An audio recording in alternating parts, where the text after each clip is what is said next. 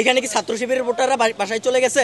এখানে কি ছাত্র দলের ভোটাররা বাসায় চলে গেছে? ভোটার গেছে, আমার ভোটার গেছে, কাকে নিয়ে ইলেকশন করবেন? আপনার ওই যে 2টা পার্টি 3টা পার্টি তাদের নিয়ে ইলেকশন করবেন? এটা তো হইতে পারে না। এটা একটা প্রশ্ন, আপনি আদৌ ইলেকশন করতে পারবেন কিনা। আর দ্বিতীয় প্রশ্ন হচ্ছে, আপনি যদি ইলেকশন করেন সেই ইলেকশনটা কিরকম হবে? হাসিনার পাতানো ইলেকশনের মতো হবে কিনা, সেটাও একটা প্রশ্ন আসলে। এখানে দেখেন, আমাদের অবস্থান খুবই স্পষ্ট, যাওয়া না যাওয়ার কোনো প্রশ্ন না। আমাদের কথা হচ্ছে নির্বাচন হওয়া না হওয়ার প্রশ্ন। এই ধরনের পরিবেশ পরিস্থিতিতে আসলে নির্বাচন হইতে পারে না, এটা হচ্ছে আমাদের স্ট্যান্ড। এই সিচুয়েশন যে তৈরি হয়েছে, এখানে তো আমাদের কোনো হাত নাই। এই সিচুয়েশনটা আমি শুরু থেকে বলতেছি যে আমার ধারণা এটা একটা পলিটিক্যাল সিচুয়েশন, পলিটিক্যালি তৈরি করা হয়েছে।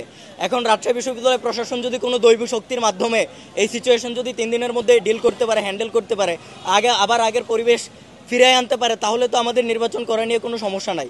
এটাই হচ্ছে আমাদের স্ট্যান্ড আসলে। আমরা চাই সেইটা হচ্ছে, আপনারা হচ্ছে রেশনাল মানুষ, আমার যারা হচ্ছে আপনাদের দর্শক আছে তারাও রেশনাল মানুষ, তারা রেশনালি চিন্তা করে দেখুক এটা আসলে সম্ভব কি সম্ভব না।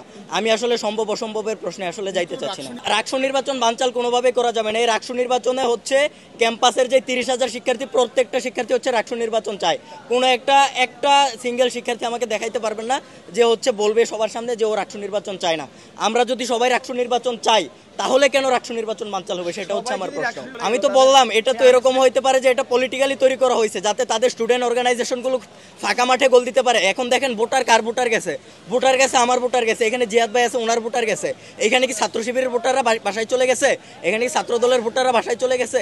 তো এটা তো খুবই ক্রিস্টাল ক্লিয়ার একটা ব্যাপার। নির্বাচন চাইলে তো ভোটাররা বাসায় চলে যাইতো না। অধিকাংশ শিক্ষার্থী বাসায় চলে গেছে, এই শিক্ষার্থীরাই তো আমাদের ভোটার। ধরেন 100 জন শিক্ষার্থী ক্যাম্পাসে অবস্থান করতেছে, এই 100 জন শিক্ষার্থী তো আমার ভোটার, এরাই তো ছাত্র শিবিরের ভোটার, তাই তো? এখন হচ্ছে এইখান থেকে একজন ভোটার চলে যাওয়া মানে, একজন শিক্ষার্থী চলে যাওয়া মানে, আমি মনে করতেছি আমার ভোটারই চলে গেছে। ছাত্র শিবির ছাত্রদল আমাদের সাথে একাগ্রতা প্রকাশ করছে, ওনারাও আন্দোলনে ছিল পোষ্য ভোটার, কিন্তু দ্য ফ্যাক্ট ইজ ওদের কিন্তু একটা অর্গানাইজড টিম, তো ওনাদের কিন্তু ভোটার আছে যারা ওনারা থেকে যাবে, কিন্তু আমি স্বতন্ত্র বা এখানে তো আমার কেউ নাই, মানে আমার কি সাধারণ শিক্ষার্থী যতটুকু পড়ছে তারা তো তাদের মনে করেন যে লাইফ নিয়ে সন্ধিয়ান, যেখানে আসলে ঝামেলা হইতে পারে। তো ফ্যামিলি থেকে বাবা মা যখন কল দিয়ে বলে যে তোর ভোট থেকে তোর লাইফ ইম্পর্টেন্ট, বাসায় চলে পড়াশোনা পরে করিস, তখন কিন্তু এখানে ভোটার থাকতেছে না। তো একটা ভোটার যদি আমি মনে করি সেটা আমার ভোটার যাচ্ছে।